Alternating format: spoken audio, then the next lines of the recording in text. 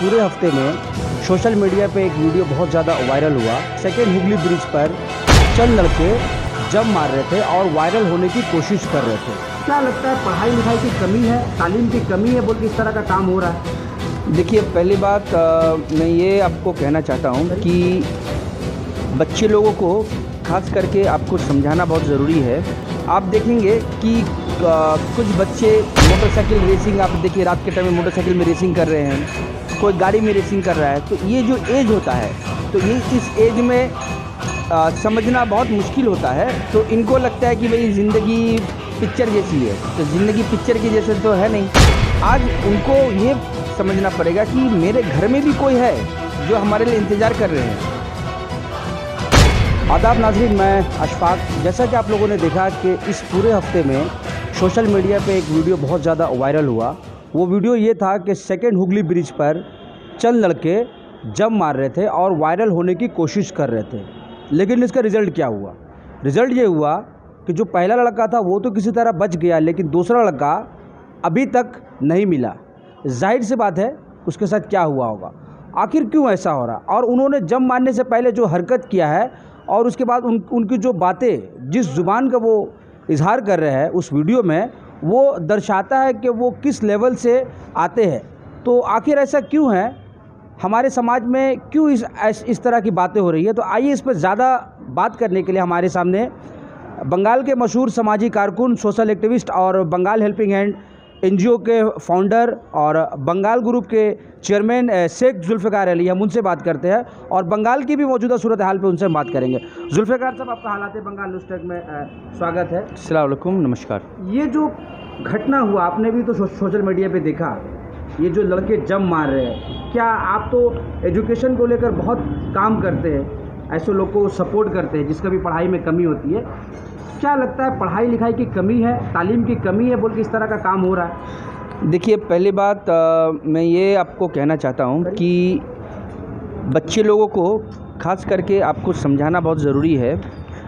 हमारे जितने भी वार्ड है, 144 वार्ड जो हमारे हैं, आप देखेंगे कि कुछ बच्चे मोटरसाइकिल रेसिंग, आप देखिए रात के टाइम में मोटरसाइकिल में रेसिंग कर रहे हैं, कोई गाड़ी में रेसिंग कर रहा है। तो ये जो एज होता है, तो ये इस एज में समझना बहुत मुश्किल होता है इंसानों के लिए, और ख़ास करके जो जवान बच्चे होते हैं कि उसे किस तरह उसे रहना चाहिए, किस तरीके से चलना चाहिए समाज में। तो इनको लगता है कि भाई ज़िंदगी पिक्चर जैसी है, तो ज़िंदगी पिक्चर की जैसे तो है नहीं। आज आप देखिए, जो हुगली ब्रिज से जो बच्चे लोग, 2 बच्चे जो कूदे हैं, उसके साथ और भी बच्चे थे। तो एक बच्चे का शायद उसका नाम जहांगीर होगा, राजा करके जो लड़का था वो तो बच गया। आज उनको ये समझना पड़ेगा कि मेरे घर में भी कोई है जो हमारे लिए इंतज़ार कर रहे हैं।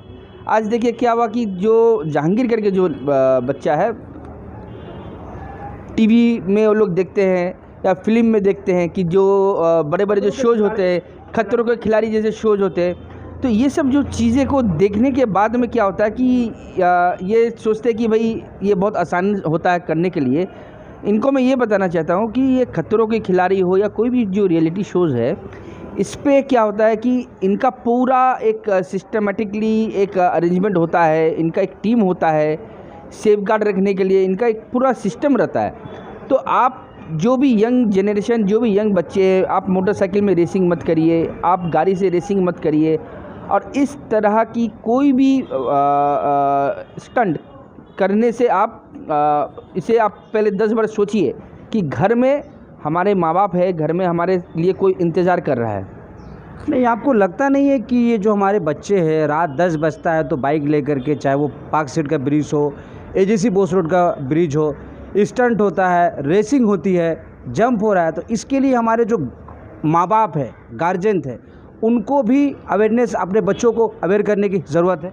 देखिए, ये जो आपने मुद्दा उठाया है अशफाक भाई, ये काफ़ी सालों से हो रहा है। अब माँ बाप को ये देखना चाहिए कि मेरा बच्चा का उम्र अगर 12 साल है या 14 साल है, तो हमें मेन कॉन्सेंट्रेट करना चाहिए एजुकेशन के ऊपर में। जो मैं हमेशा कहता हूँ, एजुकेशन अगर आपको सही से मिले, और आपके जो वार्ड है, जो वहाँ वार्ड के जो काउंसलर है या जो वार्ड के जो लोग, जो एजुकेटेड लोग हैं, वो अगर हर एक बच्चे को, हर एक फैमिली को जाके अगर समझाने की कोशिश करे, तो मेरे लिए मैं सोचता हूँ एज ए सोशल वर्कर कि उन्हें एक रास्ता मिलेगा।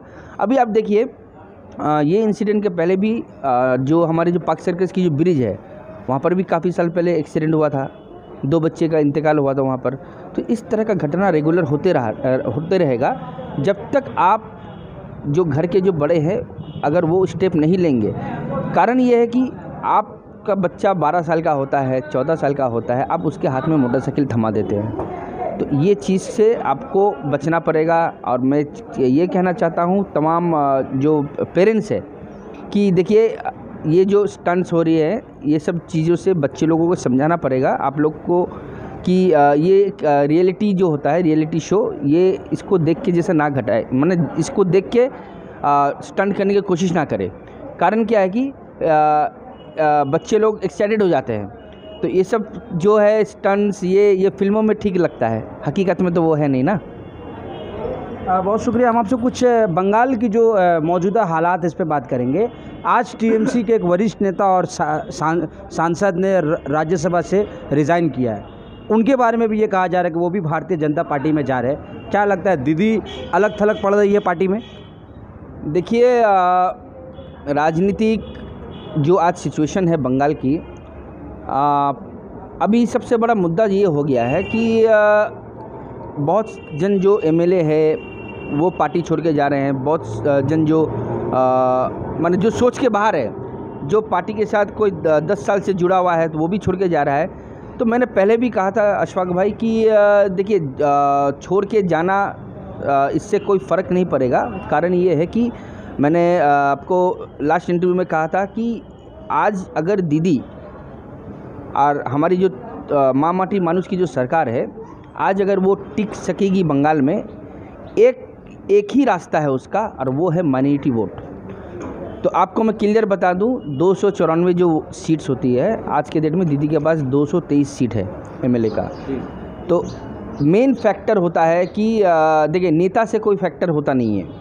नेता पार्टी ने, दीदी एक ब्रांड है, दीदी एक फैक्टर है। और दीदी के तरफ से अगर मैं आप देखेंगे बंगाल में काफ़ी सारी आप देखिए ग्रोथ हुई है, ये आप नकार नहीं सकते हैं, ग्रोथ हुई है बंगाल में।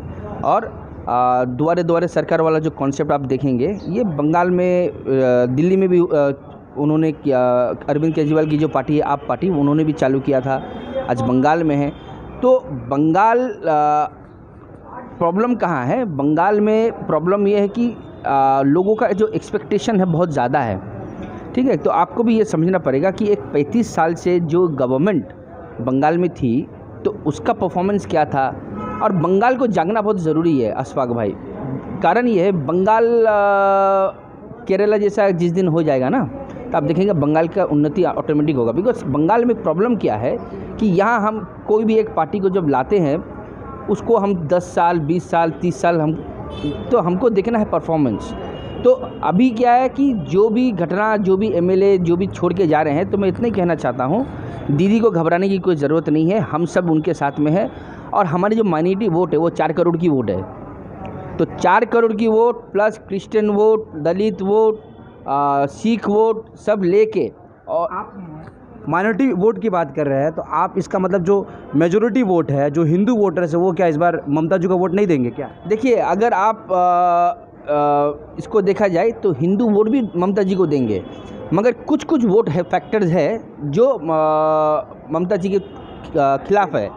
तो वो मैं कहना नहीं चाहता हूँ आपको। तो कारण ये है कि देखिए वोटिंग राइट सबको दिया गया है। हम किस पार्टी को लाएंगे, किसको हमको वोट करना है, तो ये हमारे ऊपर डिपेंड करता है, पब्लिक के ऊपर डिपेंड करता है। बिकॉज यही एक मौका होता है पब्लिक के लिए अपनी पार्टी को चूज़ करने का। अमित शाह जी कल आए थे बंगाल में, उन्होंने आरोप लगाया कि बंगाल में हिंदुओं पे बहुत ज़्यादा जुल्म होता है, दुर्गा पूजा नहीं करने दिया जाता है, सरस्वती पूजा नहीं करने दिया जाता है, इवन जय श्री राम बोलने पे लोगों को पकड़ लिया जाता है। आखिर क्यों ऐसा? नहीं, ये देखिए ये जो मुद्दा आपने कहा है ये इससे मैं एग्री नहीं करूँगा। कारण क्या है, आप देखेंगे हमारे बंगाल में 9.5-10 करोड़ की जो पॉपुलेशन है, हर एक फेस्टिवल बंगाल में मनाया जाता है। हर एक फेस्टिवल खुशी से हम लोग मनाते हैं। तो बंगाल कभी डिस्टर्बेंस आज तक, हाँ थोड़ा बहुत देखिए वायलेंस तो हुआ है, तो वायलेंस हर जगह होता है, तो उसको कंट्रोल भी किया गया बहुत अच्छी तरीके से। तो आप देखेंगे कि अभी जो माहौल है, जो पॉलिटिकल पार्टी चाहे वो सेंट्रल की जो सबसे बड़ी पार्टी है वो कोशिश कर रही है कि बंगाल में आने के लिए, तो अब हर कोई कोशिश तो कर सकता है, बट अभी देखना ये है कि हमारी जो गवर्नमेंट है, जो अभी एट प्रेजेंट जो गवर्नमेंट है, तो उसका टीएमसी सरकार, तो उसका परफॉर्मेंस जो है वो तो पब्लिक डिसाइड करेगी। डू यू थिंक कि जो बीजेपी का जो ये सब बातें हैं कि एंटी हिंदू सरकार है पश्चिम बंगाल में, ये बेसलेस है? ना, दिस इज़ बेसलेस। कारण ये है कि सरकार जो भी रहती है, आज पकड़िए 10 साल से हमारी तृणमूल मुस्लिम अपीसमेंट की बात होती है, क्या लगता है कि पश्चिम बंगाल की सरकार मुसलमानों को बहुत ज़्यादा ही खुश करने की कोशिश करती है? ऐसा कोई बात नहीं है। पश्चिम बंगाल की जो सरकार है हर किसी को लेकर चलती है, चाहे वो मुसलमान हो, चाहे वो हिंदू हो, चाहे वो क्रिश्चियन हो, चाहे वो सिख हो, बिकॉज हमारी जो सरकार है माँ मोटी वाली सरकार है पश्चिम बंगाल की एट प्रेजेंट जो है। तो अब मैं यही कहना चाहता हूँ कि पश्चिम बंगाल में जितना शांति है वो कोई भी स्टेट, आप देख लीजिए यूपी का क्या हाल है। यूपी में आप बताइए हमको डेवलपमेंट कहाँ हुआ है? यूपी में सिर्फ नाम चेंज हुआ है, हर एक स्टेट का हर एक जगह का नाम ही चेंज हुआ है। उसके बाद में हाथरस वाला जो एक मामला है, तो इस तरीके का देखिए आप यूपी में रेगुलर एक कुछ ना कुछ मामला चलते रहा, मगर बंगाल में जो आज हमारी जो ममता बनर्जी की जो सरकार है, हर एक इशू को भी कंट्रोल करने में वो। बीजेपी का ये कहना है कि वो बंगाल को सोनार बांग्ला बनाना चाहते हैं, तो आप नहीं चाहेंगे कि पश्चिम बंगाल सोनार बांग्ला बने? देखिए पश्चिम बंगला जो है सोनार बांग्ला हमेशा रही है, और पहली बात तो मैं ये कहना चाहता हूँ कि आज इंडिया का जो हाल है, जो आप देख रहे हैं दिल्ली में जो चल रहा है, आज आप दिल्ली के जो मुद्दे में जो आप फंसे हुए हैं, पहले तो दिल्ली को तो आप सोनार दिल्ली बनाइए। आप गुजरात को नहीं, गुजरात एक मॉडल बना कर आपने रख दिया है। गुजरात का क्या हालत है? आप प्रैक्टिकली अगर आप देखेंगे 20 साल से गुजरात जैसा चल था वैसे ही है। तो जुमलेबाजी वाली जो बातें हैं उसे अगर हम अवॉइड करें, और इतना मैं कह दूं, अगर सोनार बांग्ला जो भी आज बांग्ला का जो भी ग्रोथ है, जो भी आप देख रहे हैं, ये सिर्फ मामाटी मनीष की सरकार की वजह से हुआ है। तो मैं इतना ही कहना चाहता हूं कि पहले आप दिल्ली को संभालिए, फिर आप बांग्ला को संभालिए।